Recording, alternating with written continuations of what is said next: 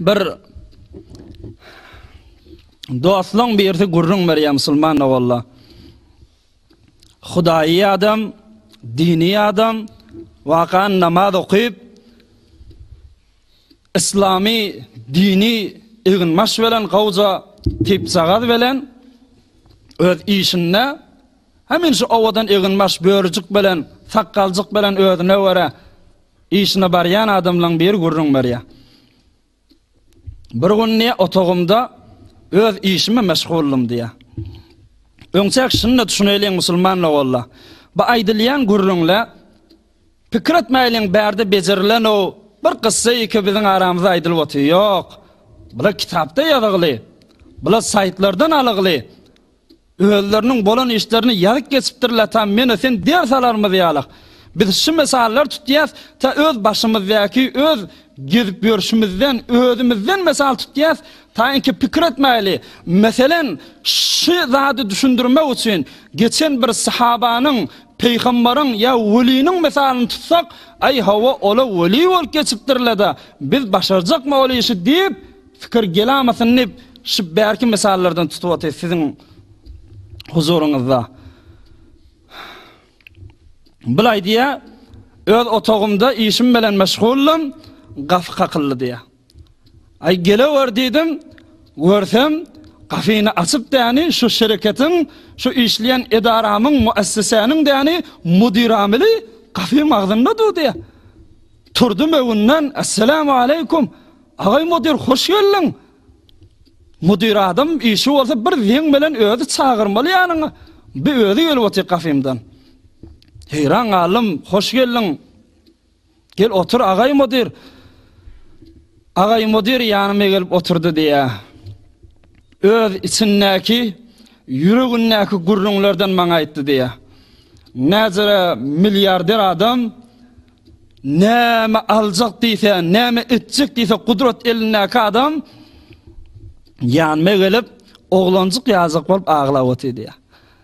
Ay falani, doğursun nehse vakt bari bir narahati kalbim ma, bir fişari kalbim ma, yürek kısmam ma, bir narahatim ma, hatsından bari ayırlan ok, betir eviyetimken, şu narahatini ayıracak bolup, bugat yani harişlere sefer ettim, näme yürek mislese satın allam, taşo bilen hoş bolayın dip, amma peydası yok.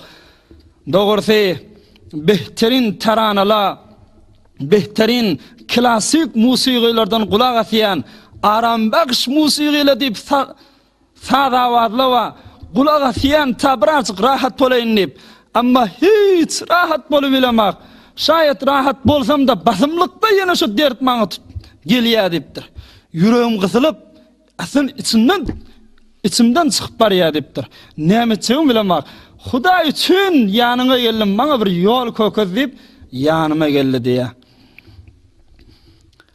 Ola adam ay diye, men ondan soradım, ağayı mudir, doğrusu bir hakikat ba, sen şu baylığın bilen, bagat pullu ol gezip yörşün bilen, her nezire pullu da ol Hudayın bendesin, aya Kur'an okuyan mı deyip soradım. Ağay mudir aytti, yok. Kur'an okuyamak. Aya namazla okuyan mı? Namaz okuyan mı aslan? Ağay mudir aytti, yok namazla okuyamak. Doğrusu ağay mudir, sen ki bugat zatları tecrübe edip, azmayış edip görüp durun. Harişlere gidip durun, peydası olmayaptır. Her nezire teranıla kula asıttırın, peydası olmayaptır. Yüreğinde näme islesen, pul verip satın alıp durun, peydası olmayaptır. Näme deyip, bu zatlar azmayış edip peyda görmedin, men aydiyanım bir azmayış edip görmeyen. Bir tecrübette var da, asan azmayış yerikde bir görada men aydiyan, gün önmek diyen yolumu. Ağay mudir aytdı diye hop näme etmeli? Git da namazlan okuy. Mescide var, cemaat bilen namaz okuy dedim diye. Bir de Kur'an tilavet et, yüreğini açıyan, rahati edip aramış beriyen şu Kur'an dedim diye.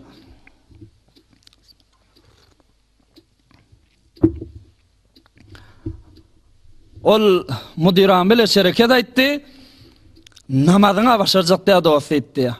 Ýöne Kur'an bolsa okuýyn etdi. Öýümde Kur'anım ma, şeýle inşallah barsam Kur'an okuýup görýän etdi. Şeý dip de Taňry ýalkasyny berip çykyp gitdi diýe. Musulman oğullar. Doğru Hudaý Taalaň aýdýan gurruňy. Lahum fid dunya khizyun we lahum fil ahireti azabun azim. Şu mescidin imaratyna kutahiyet ýalla, yani näme imarat? Namazyna, jemaatyna yetişmeýärler. Tahrib edip, harap etjek bolup, goýran etjek bolup gedip ýerler. Şolar üçin dünýäde bir harlyk, zelillik, bir narahaty, bir stres, istirap badyr diye Kur'an-ı Kerim haşy okuyanım. Doğru şu adam da şondanmışdyk. Ve tamam namaz okuýmaýarlar da şolardan. Şayet taşarda däni gülüp ýörendirler. Ama içinde bir stres, istirap ba. Hudaý yalan aýtmaýar hiç moga. Mutmain bol şu her näzere baý adam bolsun, her näme kudret eline bolsun, namazın mescidi bolmayan bolsa, yürekden narahat edip başol adamın. Hulasa, erti yine de otogumda otuydum diye. Gafka kıllı, geliverdiydim, görsem hemen dünkü ağay mudir buğunni gelip otuy diye. Ertisinin gurrunu. Ama buğun tamam güler yüz velen, hoş olup, simayı musulmani velen, Esselamu aleykum deyip salam bir kapıdan geldi diye. Ve aleykum assalam, ağay mudir hoş geldin. Tuvalime buğun beşşaş görünüyen, hoş görünüyen, näme habar deyip soradım diye. Ağay mudir ol baý adam gurrun berdi diye.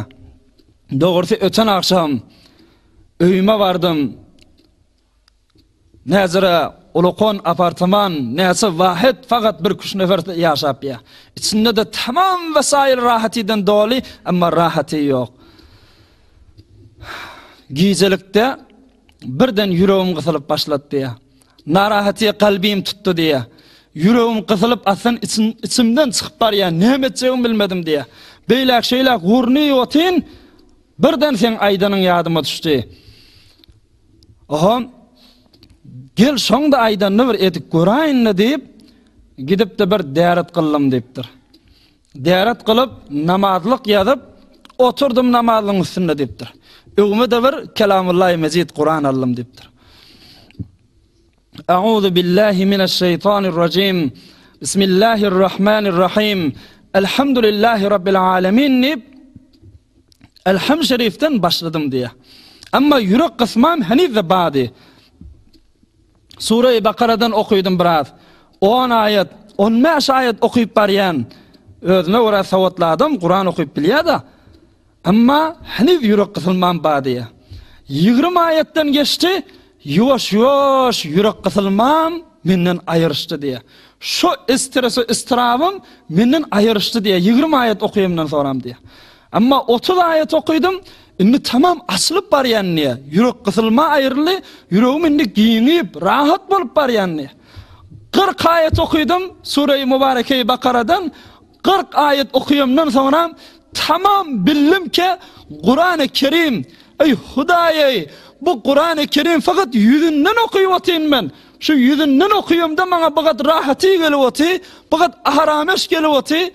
Aslan fakat narahatylardan, kaygılardan ayrılıp otayın. Ey mın içindekilerine emel etsen dağı nagat rahatı, ahrameş olmalı. Şomağı özüm tamam bildim diye. 41, 42, 43. ayany okuyumda Hudaý Taalanyň şu mübarek ayetine geldim diye. Ve aqimus salata ve atuz zakata verka'u ma'ar raki'in. Namazlaňyzy okuyun, zekatlaňyzy berin, we ruku edýänler bilen ruku edin. Mescid jemaat gurun dip şu ayak yetdim, tamam boldy dedim. Men muňa amel etmeli bolýan dip Kur'any yapdym, gapdalla goýdum da turdum defak dipdir. 2 rekat nefil namaz dip niýetläpden namazy durdum dipdir. Namazyň içinde Hudaý bilen yüz bolup, dogry elhamdan billigimden okuýadym.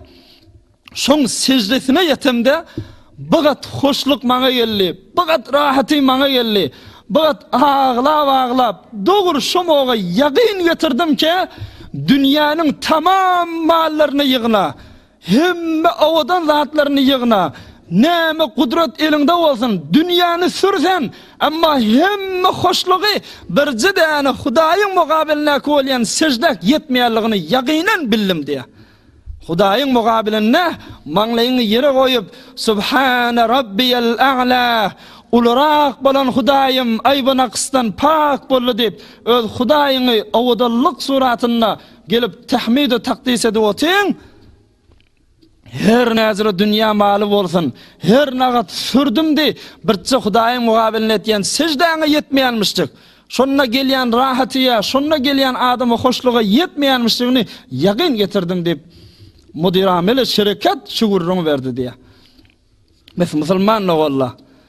Eger rahaty gerek bolýan bolsa, eger de yani şu muşkulatdan, şu bolup duran kynçylyklardan çykjak bolsak, bayat namaz cemaatymyz bolup durmaly.